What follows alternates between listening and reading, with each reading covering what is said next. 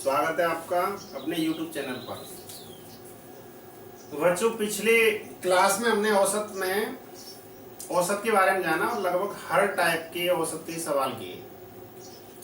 आज हम उनका एक तरह से रिवीजन करेंगे, यानी हर टाइप के सवाल को एक बार दोबारा मेमोरी में लाएंगे और उसके बाद में आपको उनकी अभ्यास करनी है। अभ्यास करोगे तो सवालों को बिना पेन को हाथ लगाए सीधे कर सकते हो। तो देखिए बच्चों, हमने औसत में टाइप की बात करते हैं। औसत निकालना तो नॉर्मल बात है, राशियों का योग बटे राशियों की संख्या। यानी दिया जाता है कि किसी क्रिकेट खिलाड़ी के 10 पारियों के रन दे दे और औसत पूछे, तो वो तो नॉर्मल बात है। उन 10 संख्याओं को जोड़िए और 10 का भाग दीजिए। अब यहाँ पर हम उनकी टाइप से संबंधित, टाइप से रिलेटिव सवाल करते हैं। तो टाइप की अगर बात करें,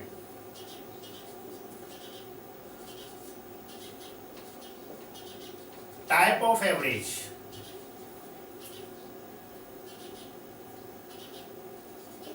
तो देखिए टाइप ऑफ एवरेज में हमने एक तो संख्याओं पर आधारित एवरेज के सवाल किए थे, सीरीज पर आधारित। दूसरे सवाल हमने किए थे आयु और भार, इसमें रिप्लेस वाले भी सवाल आते हैं। और तीसरी टाइप में हमने सवाल किए थे त्रुटि वाले। चौथी टाइप में हमने सवाल किए थे क्रिकेट की पारी से रिलेटेड। पांचवी टाइप में लेते हैं हम औसत चाल और छठवीं टाइप मिश्रण, एलिगेशन। लगभग इन टाइपों के सवाल हमने किए थे। तो बच्चों देखिए, आज एक बार इन सभी को रिपीट करते हुए, सभी के एक एक दो सवाल लेते हुए इनका रिवीजन करते हैं संख्याओं पर आधारित। तो संख्याओं पर आधारित सवाल में आज हम शुरुआत करते हैं एक अच्छे सवाल से। 3 क्रमागत विषम संख्याओं, 3 क्रमागत विषम संख्याओं का औसत 21 है। तो 3 क्रमागत विषम संख्याओं का औसत 21 है, तो सबसे छोटी संख्या ज्ञात करो। 3 क्रमागत विषम संख्याओं का औसत 21 है, तो सबसे छोटी संख्या ज्ञात कीजिए। तो इस सवाल को देखिए, पहले जल्दी करने का तरीका। औसत जो होता है, औसत का मतलब हमें आपको पता होगा कि औसत होता है मध्य का मान, यानी औसत को माध्य भी कह सकते हैं। तो देखिए 3 की जगह चलो 5 क्रमागत संख्या ले लेते हैं और सवाल को थोड़ा और बड़ा करते हैं। 5 क्रमागत विषम संख्या। तो देखिए 21 रख लिया हमने। अब देखो विषम संख्या देखनी है हमें। अब ये 5 संख्या हैं, ये बीच की संख्या होगी। तो इससे आगे की जो विषम संख्या हैं उनको आराम से हम सोच सकते हैं। 21 से आगे 23 होगी, 23 से आगे 25 होगी। अगर हम पीछे लौटते हैं तो पीछे की 21 से पहले 19 विषम संख्या, उससे पहले 17। अब इनमें देखिए सबसे छोटी तो 17, तो यहाँ आंसर हमारा आया 17।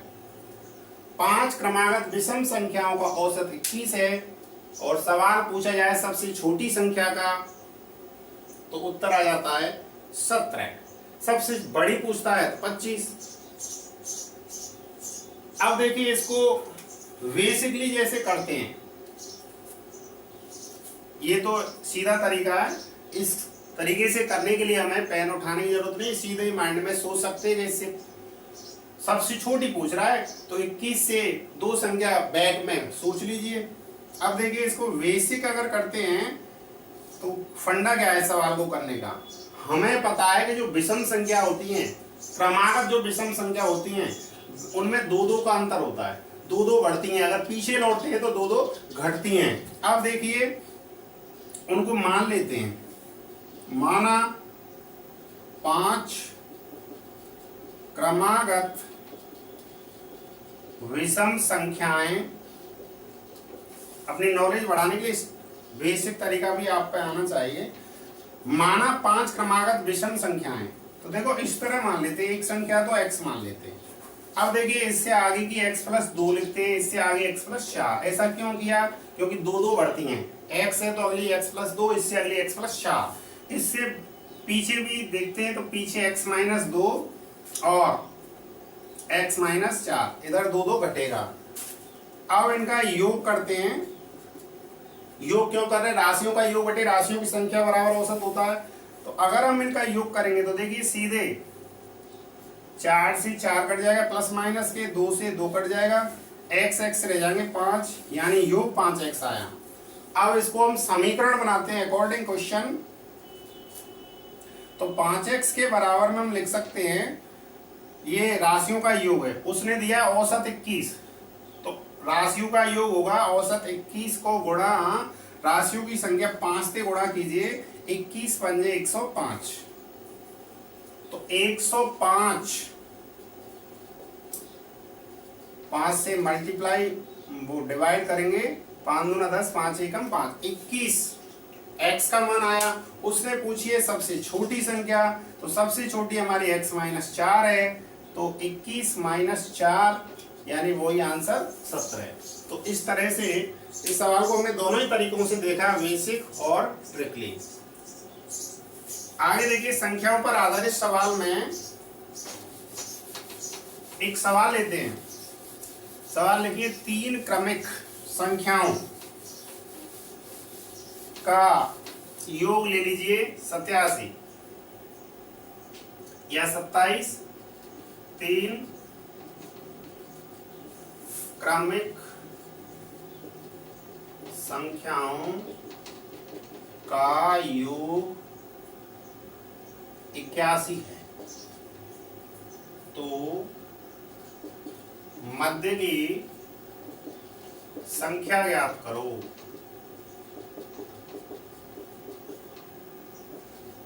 तो इस टाइप का जो सवाल है सीधे ही हो जाता है, यानी कुछ नहीं करना है। 3 क्रमिक संख्याओं का अगर योग दिया है, मध्य की संख्या पूछी जाती है, तो 81/3 27। अब समझते हैं इस बात को ऐसा क्यों किया, यानी सिर्फ 3 से भाग दिया है। तो हमें एक बात यहां से सीखनी है कि 3 क्रमिक संख्या यदि हैं, 3 क्रमिक संख्या यदि हैं, उनमें अगर मध्य की संख्या पूछी जाती है तो मध्य की संख्या औसत के बराबर होती है, क्योंकि औसत मध्य का मान होता है। उदाहरण के लिए 1 2 3, ये 3 क्रमिक संख्याएं, अगर हम इनका औसत निकालें तो 3 2 5 और 1 6, राशियों का योग 6 में भाग देते हैं, राशियों की संख्या 3 से 2 आया, यानी इनका औसत 3 संख्याओं का 2 है। अब मध्य की संख्या बात करें तो मध्य की संख्या भी 2 है। तो एक बात हमें याद रखनी है कि 3 यदि क्रमिक संख्या हैं, क्रमिक का मतलब होता है जो लगातार चलती हैं, उनमें अंतर समान होता है। वे प्राकृतिक संख्या हो सकती है, पूर्ण संख्या हो सकती है, पूर्णांक संख्या हो सकती है। तो 3 क्रमिक संख्याओं में मध्य की संख्या का मान किसके बराबर होता है? औसत के बराबर। उनका जो औसत होता है वही मध्य की संख्या का मान होता है, यानी कि मध्य की संख्या को ही तो औसत कहा जाता है। अब देखिए और एक सवाल ले लेते हैं संख्याओं पर। प्रथम 50 प्राकृतिक संख्याओं का औसत ज्ञात करो। तो इस टाइप के सवाल हमने किस तरह किए थे? प्राकृतिक संख्या, विषम संख्या या वे संख्या जिनमें अंतर समान होता है, उनका औसत निकालने का जो सबसे आसान तरीका है वो ये है कि पहली संख्या सोचिए, लास्ट की संख्या सोचिए, उनमें उनको जोड़कर 2 से डिवाइड कीजिए। तो पहली संख्या 1, लास्ट की संख्या 50, 51/2 25.5। ये हो गया प्रथम 50 प्राकृतिक संख्याओं का औसत। इसके बाद अगर सम और विषम की बात करें, प्रथम 25 सम संख्याओं का औसत कितना होता है, याद कीजिए पिछली क्लास में हमने बताया था। प्रथम 25 सम संख्याओं का औसत कितना होगा, 26, यानी एक ज्यादा होता है। और अगर विषम का पूछता है तो उतना ही होता है। उदाहरण के लिए जैसे 1 3 5, ये विषम संख्या कितनी है, 3, इनका औसत निकालें। 5 3 8 9, 9 में 3 से भाग देते हैं 3, यानी 3 संख्यान का औसत पूछा है विषम संख्यान का, तो औसत भी 3 आया। यानी 3 प्रथम संख्याओं का पूछा है तो औसत 3 आया। 25 प्रथम विषम संख्याओं का औसत पूछेगा तो आंसर 25 होगा। प्रथम 100 विषम संख्या का औसत पूछेगा तो 100 होगा। और सम संख्याओं का औसत पूछता है तो एक अधिक होता है, सम विषम। और इसके अलावा हमने अभाज्य संख्याओं का सवाल भी किया था। अब देखिए भार और आयु पर आधारित सवाल लेते हैं। ये तो संख्याओं पर आधारित हमने सवाल किए, दूसरी टाइप की सवाल लेते हैं, भार एवं आयु।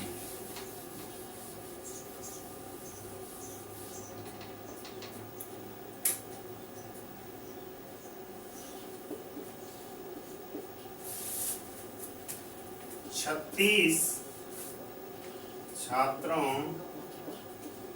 का औसत भार,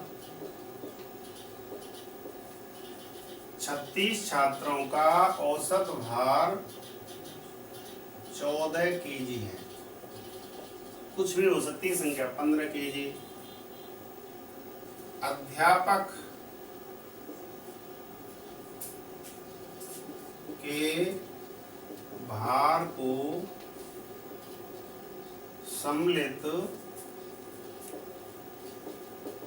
करने पर, उनमें अध्यापक को सम्मिलित कर लिया जाए तो उनके औसत भार में 1 किग्रा की वृद्धि हो जाती है। तो अध्यापक का भार ज्ञात करो। अध्यापक का भार ज्ञात करो। तो देखिए इस तरह के सवाल जो हमने किए थे, इनमें हमें इनका भाव समझना होगा। इन सवालों का पहले ही मैंने बताया, भाव क्या होता है कि अगर कोई नई राशि या नया व्यक्ति सम्मिलित होता है, उसके सम्मिलित होने से यदि औसत में वृद्धि हो रही है, औसत भार में यदि वृद्धि होती है, तो समझ लीजिए कि जो सम्मिलित होने वाला व्यक्ति है उसका भार औसत भार से अधिक है। और अगर कमी होती है तो इसका मतलब उसका भार औसत भार से कम है। तो यहाँ पर हमें एक बात दिमाग में बिठानी है कि 14 यहाँ पर औसत है, तो अध्यापक का भार 14, तो 14 ग्रा से ज्यादा होगा। अब कितना ज्यादा होगा, सिर्फ हमें ये कैलकुलेट करना है कि वृद्धि कितने की हो रही है। औसत भार में यानी 1 किग्रा की वृद्धि हो रही है। अब हमें ये निकालें कि कुल कितनी वृद्धि हो रही है। तो देखिए 1 की वृद्धि 1 पे हो रही है। अब 36 और 1 अध्यापक यानी राशियों की संख्या हो गई 37। जब 1 किग्रा 37 जगह बढ़ाएंगे तो 37 किग्रा की वृद्धि हो जाएगी। यानी अध्यापक का भार औसत भार से 37 किग्रा ज्यादा होगा। तो अध्यापक का भार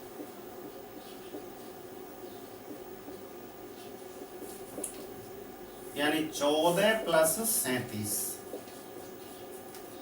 51 केजी आ जाएगा। 51 केजी। अध्यापक का भार सीधे ही कैसे निकाला जाता है, कुछ नहीं करना है, एक तो औसत देखना हमें। औसत कितना है, 36 छात्रों का है, कितने छात्रों का। अब वृद्धि हो रही है 1 किग्रा की, तो या इस वृद्धि को राशियों की संख्या से मल्टीप्लाई करना, यानी ये वृद्धि सभी राशियों पर होगी। तो 36 छात्र, एक अध्यापक सम्मिलित हो जाता है, राशि 37 हो जाती है। तो 37 बार जब एक एक ग्राफ बढ़ाएंगे तो 37 केजी बढ़ गया। तो अध्यापक का भार हो गया 51 केजी। तो इस तरह के सवाल बहुत आसान होते हैं। अब देखिए, अगर कमी होती है किसी राशि के आ जाने से, यदि कमी होती है तो जो नई राशि होती है उसका भार औसत भार से कम होता है। अब कमी वाला एक सवाल ले लेते हैं। कक्षा में 50 छात्र हैं, 40 छात्रों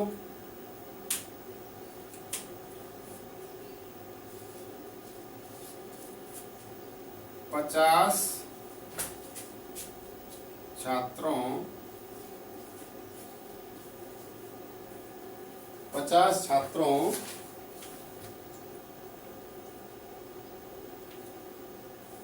रिप्लेस वाला सवाल ले लेते हैं। 50 छात्रों में से एक छात्र जिसका भार 40 केजी है, उसके स्थान पर एक नया छात्र आता है, यानी राशियों की संख्या तो 50 ही रहती है। एक छात्र जाता है, उसके स्थान पर एक नया छात्र आता है। एक नया छात्र आता है, उससे औसत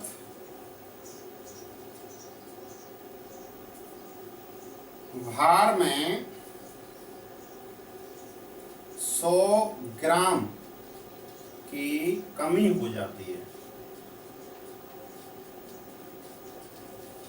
तो नए छात्र का भार ज्ञात करो। अब देखिए, यहाँ पर एक छात्र हटता है, उसके स्थान पर एक नया छात्र आता है। तो 50 छात्रों के समूह है, उन समूह में से एक छात्र है 40 केजी का, उसके स्थान पर वो तो हट जाता है, उसके स्थान पर एक नया छात्र आता है। उस नए छात्र का भार पूछा जा रहा है, लेकिन हमें यहाँ देखना है कि उसके आने से भार में कमी हो रही है औसत भार में। तो इसका मतलब जो नया छात्र है उसका भार 40 केजी से कम है। नए छात्र का भार हम निकालेंगे तो 40 में से कम करके निकालेंगे। अगर औसत भार में वृद्धि होती है तो हम प्लस करके निकालते हैं, जैसे ये सवाल किया था। अब देखिए, 100 ग्राम की औसत भार में कमी हो रही है, 100 ग्राम की कमी हो रही है औसत भार में। औसत भार का मतलब एक राशि पे कमी हो रही है। अब हमारी राशि 50 है, तो 50 पे कितनी कमी हो जाएगी, 50 से मल्टीप्लाई कीजिए, तो यहाँ पे 5000 ग्राम की कमी हो जाएगी। लेकिन इसको केजी में चेंज करना है हमको, 1000 से भाग देते हैं तो आएगा 35 केजी, यानी नए छात्र का भार है 35 केजी। 40 में से 5 घटा के 35 केजी। अब देखिए,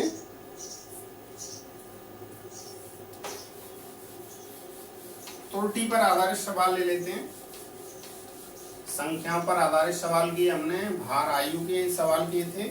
भार आयु में हमने देखा कि जब कोई नई राशि आती है और उसके आने से भार में वृद्धि होती है, तो नई राशि यानी नए व्यक्ति का भार कैसे निकाला जाता है, पुराने औसत में कुल वृद्धि को जोड़ देते हैं। अगर उससे कमी होती है तो औसत भार में से कुल जो कमी होती है उसको घटा देते हैं, नए व्यक्ति का भार आ जाता है। अब देखिए, त्रुटि वाला सवाल लेते हैं। त्रुटि वाला एक सवाल देखते हैं।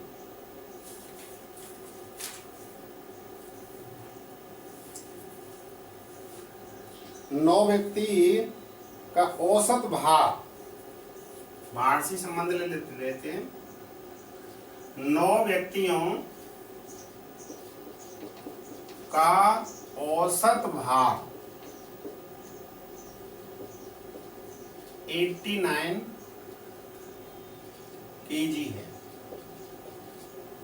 9 व्यक्ति हैं, उनका औसत भार 89 kg है।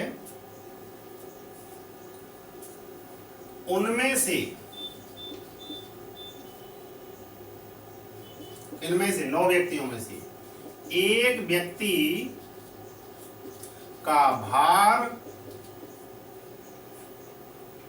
87 के स्थान पर 87 के स्थान पर 78 पढ़ लिया गया। यानी यहाँ पे क्या हुई है, त्रुटि गलती हुई है। जब औसत हमने 9 व्यक्तियों का निकाला था तो उनमें से एक व्यक्ति का वास्तविक भार 87 था, 87 केजी, उसके स्थान पर 78 पढ़ लिया। तो ऐसे सवाल में पूछता है सही औसत, सही औसत ज्ञात करो। सही औसत ज्ञात करना है। 9 व्यक्तियों का भार 89 केजी है, यानी सभी व्यक्ति भारी हैं। उनमें से एक व्यक्ति का भार है 87, उसके स्थान पर पढ़ लिया। अब देखिए त्रुटि कम हुई है या ज्यादा हुई है, तो 87 के स्थान पर पढ़ा 78, यानी वास्तविक संख्या 87 थी, 78 पढ़ लिया, तो 78 यानी कम पढ़ा हमने। तो यानी जो औसत है वो कम आएगा, यानी सही औसत निकालना है तो उसको बढ़ाना होगा। तो इसमें भी वही फंडा लागू होता है जो औसत आयु के वो सवाल किए थे हमने। अब देखिए 89 प्लस, यहाँ पे प्लस यानी प्लस में आएगा। अब त्रुटि कुल कितने की हुई है, 87 में से 78 घटाइए, 87 माइनस 78, और राशियों की संख्या 9 से इसको डिवाइड कीजिए, तो 89 प्लस 9/9, यानी 89 प्लस 1 90 केजी। सही औसत 90 है। यदि त्रुटि कम, यानी 87 के स्थान पर 78 पढ़ लिया जाता, कम पढ़ लिया जाता है, तो हमें जो त्रुटि है औसत त्रुटि निकालनी होगी। यानी पहले सही संख्या में थे वो संख्या घटानी होगी जो पढ़ ली जाती है, और उसमें राशियों की संख्या से भाग देना होगा, औसत त्रुटि हो जाएगी। अब यहाँ पर हमने इसको जोड़ दिया, क्योंकि कम पढ़ा है उसको सही करना है। जब कोई चीज कम रह जाती है उसको सही करना है तो जोड़ते हैं, और जब कोई मान हमने ज्यादा ले लिया उसको सही करना है तो हमें घटाना होता है। तो अगर हम यहाँ तो देखिए 87 के स्थान पर 78 पढ़ लिया, अगर 78 के स्थान पर 87 पढ़ लिया जाता, सही संख्या 78 होती और 87 पढ़ते, तो यहाँ पे हमें जोड़ने की बजाय क्या करना होता, घटाना होता। यानी 78 सही मान है, उसको 87 हम पढ़ लें, यानी ज्यादा पढ़ लिया हमने। अब ज्यादा पढ़ लिया तो उसको सही करना है, कोई चीज हम ज्यादा ले लेते हैं गलती से, सही करना है तो उसको कम करेंगे, ये ध्यान रखें। यानी कुछ नहीं करना है, त्रुटि देखनी है। सही संख्या में थे, गलत संख्या घटा दीजिए और राशि की संख्या से भाग दे दीजिए। अगर मान कम पढ़ा है तो उसको जोड़ दीजिए, अगर ज्यादा पढ़ा है तो उसको घटा के सही मान ज्ञात कीजिए। ये रहा त्रुटि पर आधारित सवाल। आगे हमने सवाल किए थे औसत चाल पर आधारित।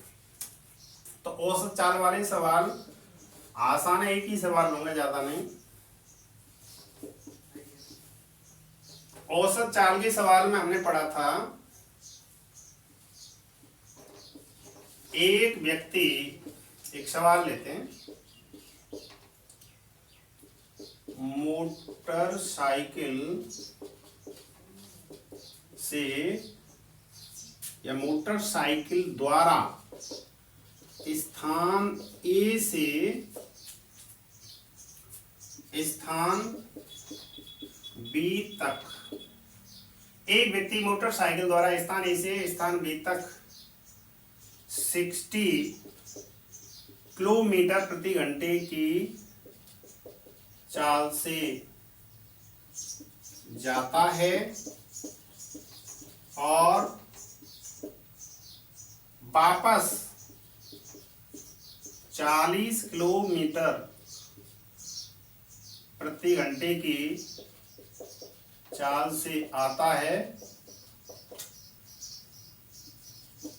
तो उसकी औसत चाल ज्ञात करो।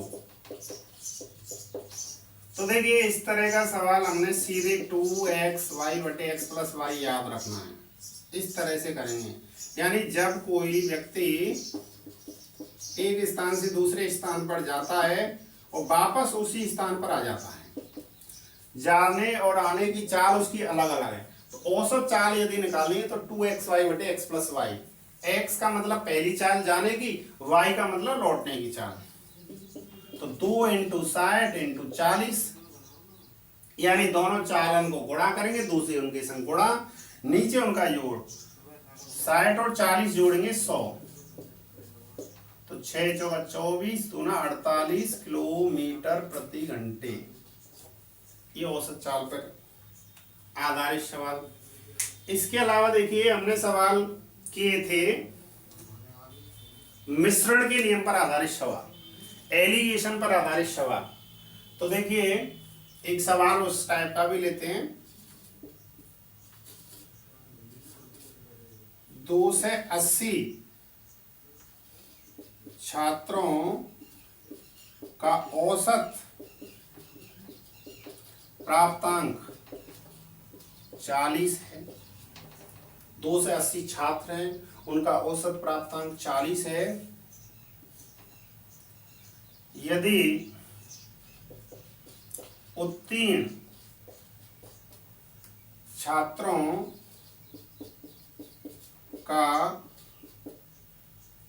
प्राप्तांक औसत प्राप्तांक, उत्तीर्ण छात्रों का औसत प्राप्तांक 45 तथा अनुत्तीर्ण छात्रों का 35 या 25 है, तो उत्तीर्ण छात्रों की संख्या ज्ञात करो। हो सकता है अनुत्तीर्ण छात्रों की संख्या पूछी जाए। तो देखिए मिश्रण का नियम कब लगाते हैं? जब कोई दो राशियों से मिला के तीसरी राशि बनती है तो तब ये नियम लगता है। तो देखिए छात्रों 2 से 80 छात्र हैं, उनकी दो कैटेगरी हैं, उत्तीर्ण अनुत्तीर्ण। उत्तीर्ण अनुत्तीर्ण ये जो प्राप्तांक है 40, ये उत्तीर्ण अनुत्तीर्ण दोनों के मिलकर है। अब देखिए इसको इस तरह करेंगे, उत्तीर्ण छात्र का औसत प्राप्तांक 40 है, अनुत्तीर्ण का औसत प्राप्तांक 25 है। ये दो कैटेगरी हुई, इन दोनों से मिलके बनती है 2 से 80 छात्रों का औसत प्राप्तांक 40 इन दोनों से मिलकर है।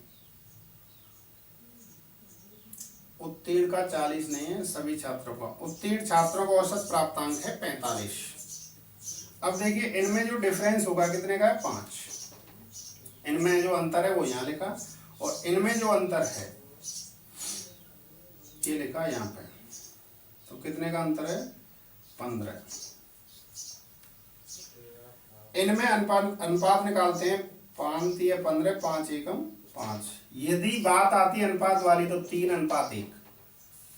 उत्तीर्ण छात्र और अनुत्तीर्ण छात्रों का अनुपात है 3:1। उत्तीर्ण छात्रों की संख्या पूछी जाए तो उत्तीर्ण छात्रों का अनुपात 3 लिखिए, नीचे अनुपातों का योग करिए और कुल राशि 2 से 80, 4 से 4 7 28, 7 21, 2 से 10। तो इस तरह मिश्रण के नियम पर आधारित हमने सवाल किए थे। यानी कक्षा में छात्रों का प्राप्तांक, औसत प्राप्तांक में उत्तीर्ण और अनुत्तीर्ण दोनों ही छात्रों से मिलकर ये प्राप्तांक बना है, यानी उत्तीर्ण छात्रों का और अनुत्तीर्ण छात्रों के प्राप्तांकों के योग में उनकी संख्या से भाग देकर अब इनको दो कैटेगरी में बांट दिया। उत्तीर्ण छात्रों का औसत प्राप्तांक अनुत्तीर्ण को दे दिया।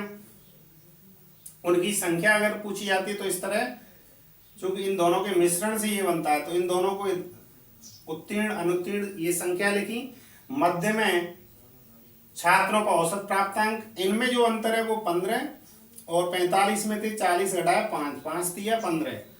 उत्तीर्ण छात्रों की संख्या निकालनी है तो उत्तीर्ण छात्रों का अनुपात 3 बटे अनुपातों का योग 4 इंटू ये 280, यानी राशियों की टोटल मान जो है 4 सत्ते 28, 7 31, 2 से 10। अगर पूछता है अनुत्तीर्ण तो 1/4 इंटू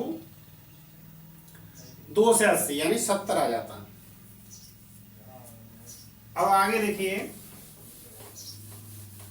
संख्याओं पर आधारित आयु भार और त्रुटि पर आधारित। अब देखिए सवाल हमने एक सवाल किए थे क्रिकेट की पारियों पर आधारित सवाल।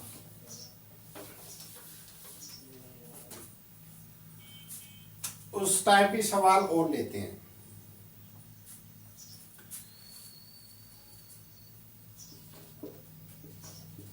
क्रिकेट के एक खिलाड़ी, क्रिकेट के खिलाड़ी ने 11वीं पारी में 108 रन बनाए। क्रिकेट के खिलाड़ी ने 11वीं पारी में 108 रन बनाए, जिससे उसका औसत +4 बढ़ गया, 4 बढ़ गया। तो अब देखिए 11वीं पारी में बनाए तो 10वीं पारी का औसत पूछ सकता है या 11वीं। तो 10वीं पारी का औसत ज्ञात करो।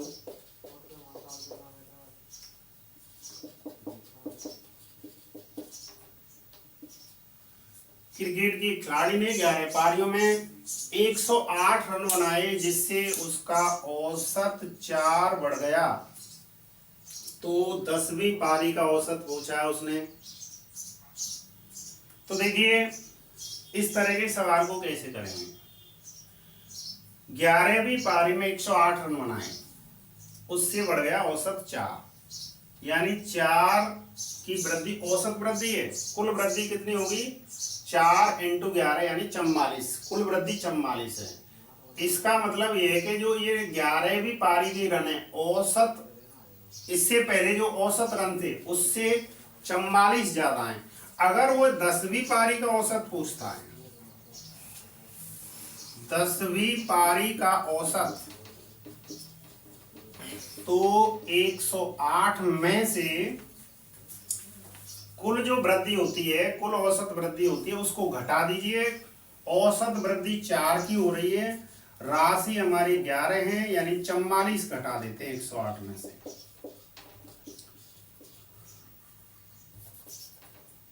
2, 8 से 4 घटाए 2, 4 और 10 से 4 घटाए 6, यानी उसका एवरेज है 64। अगर उसने पूछा होता 11वीं पारी का औसत, इसी सवाल में 11वीं पारी का अगर औसत पूछता है तो 64 + 4 68 होता, यानी औसत जो वृद्धि हो रही है उसको बढ़ा के। तो एक इस टाइप के हमने सवाल किए थे। इस टाइप के सवाल करना बिल्कुल आसान है, यानी जो कुल रन बनाए होते हैं नई पारी में, अंतिम पारी में, उसमें से अगर वृद्धि हो रही है 4 की, तो राशि की संख्या का गुणा करके उसको घटा दीजिए, उससे हमें उससे पहली पारी का औसत मिल जाएगा। अब देखिए एक हमने सवाल किए थे,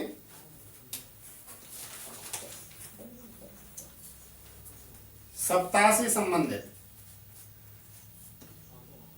सप्ताह से रिलेटिव सवाल लेते हैं। किसी सप्ताह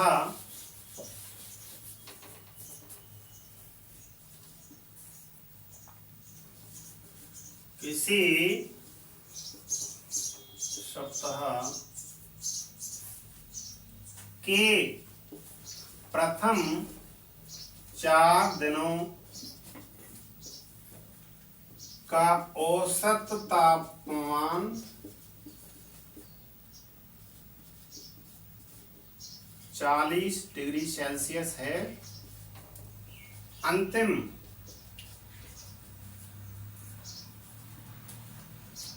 4 दिनों का औसत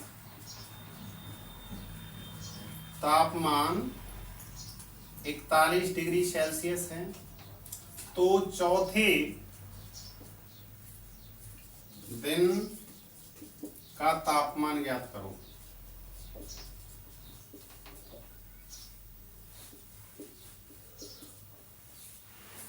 किसी सप्ताह के प्रथम 4 दिनों का, 7 दिन होते हैं, प्रथम 4 दिनों का औसत तापमान 1 2 3 4 5 6 7। पहले 4 दिनों का औसत तापमान दिया और अंतिम 4 का तापमान दिया है। तो प्रथम, इसका सॉल्यूशन देखेंगे। प्रथम 4 दिनों का कुल तापमान एवरेज 40 है, उसमें राशि की संख्या 4 से गुणा किया 160 डिग्री सेल्सियस। अंतिम 4 दिनों का निकालते हैं, 41 इंटू 4 164। अब देखिए, एक इसमें पूरे सप्ताह का तापमान और दिया जाएगा, यानी 4 दिनों का औसत तापमान ये चौथे दिन का पूछ रहा है। तो यहाँ पर इसको पूरा करता हूं, जबकि पूरे सप्ताह का औसत तापमान, पूरे सप्ताह का औसत तापमान 40.5 डिग्री सेल्सियस है। तो चौथे दिन का तापमान ज्ञात करना है। तो देखिए, प्रथम 4 दिनों का निकालेंगे औसत तापमान यहां तक, अंतिम 4 दिनों का निकालने का मतलब है इन दिनों का तापमान। तो इनको अगर हम जोड़ेंगे तो ये जो चौथा दिन है, ये इसमें भी काउंट हो रहा है और इसमें भी काउंट हो रहा है। अगर हमें इन दोनों को जोड़ते हैं तो 7 दिनों का तापमान प्लस चौथे दिन का डबल। अब इसमें देखिए, पूरे सप्ताह का कुल तापमान यदि हम निकालते हैं तो पूरे सप्ताह का जो औसत तापमान है 40.5, इसमें 7 से गुणा करते हैं, 7 पर 35, 7 चौके 28, 283.5 डिग्री सेल्सियस। चौथे दिन का तापमान यदि हम निकालें तो 160 प्लस 164 माइनस 283.5, तो 160 और 164 324 हो गया। इसमें से 283.5 घटाइए 5 0 3 40.5 डिग्री सेल्सियस आया। तो इस तरह के सवाल को करने का ये फंडा है, यानी कि पहले 4 दिनों का कुल तापमान निकालेंगे तो 4 दिनों के औसत तापमान में राशियों की संख्या 4 से गुणा करेंगे, उसके बाद में अंतिम 4 दिनों का तापमान निकालेंगे कुल, तो उनके औसत में फिर 4 का गुणा करेंगे, इन दोनों को जोड़ेंगे और उसमें से पूरे सप्ताह का तापमान घटा देंगे, तो हमें चौथे दिन का तापमान मिल जाएगा। क्योंकि चौथे दिन को 2 बार काउंट किया जाता है। अब भी अंत में एक सवाल, अच्छा सवाल लेते हैं और आज की क्लास को खत्म करेंगे। तो देखिए, एक अच्छे सवाल लेते हैं। यदि m संख्याओं का औसत n स्क्वायर तथा n संख्याओं का औसत m स्क्वायर है, तो m प्लस n संख्याओं का औसत ज्ञात करो। यदि m संख्याओं का औसत n स्क्वायर, n संख्याओं का औसत m स्क्वायर है, तो m प्लस n संख्याओं का औसत ज्ञात कीजिए। तो औसत का सूत्र क्या होता है? राशियों का योग बटे राशियों की संख्या। राशियों का योग है m प्लस n, इतनी राशियों का। अब देखिए दो m संख्याएं एक तो और एक n संख्याएं, इनका योग निकालते हैं। तो देखिए सीधे इसको यूं करेंगे, औसत m संख्याओं का औसत n स्क्वायर है, तो m संख्याओं का योग जब हम निकालेंगे तो औसत इनटू उनकी संख्या, यानी m n स्क्वायर। n संख्याओं का औसत है m स्क्वायर, तो n संख्याओं का कुल मान होगा n m स्क्वायर। नीचे राशियों की संख्या m प्लस n से भाग देंगे। अब इसमें देखिए एम एन कॉमन ले लेंगे, एम एन यहाँ से एन बचेगा, यहाँ से एम, क्योंकि यहाँ एन डबल है, यहाँ एम डबल है। नीचे M plus N, M plus N से एम प्लस एन कट जाएगा, तो आंसर एम एन।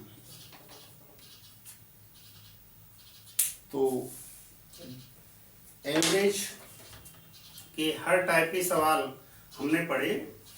तो बच्चों यदि आपको वीडियो अच्छी लग रही हो तो प्लीज़ सब्सक्राइब करें, लाइक करें और अपने दोस्तों में शेयर करें। आप अगर सहयोग करोगे तो देखिए इसमें आपका भी भला होगा और थोड़ा हमें भी आपको आपके लक्ष्य तक पहुंचाने के लिए थोड़ी एनर्जी मिलेगी, यानी हम इस कार्य को करते रहेंगे। धन्यवाद।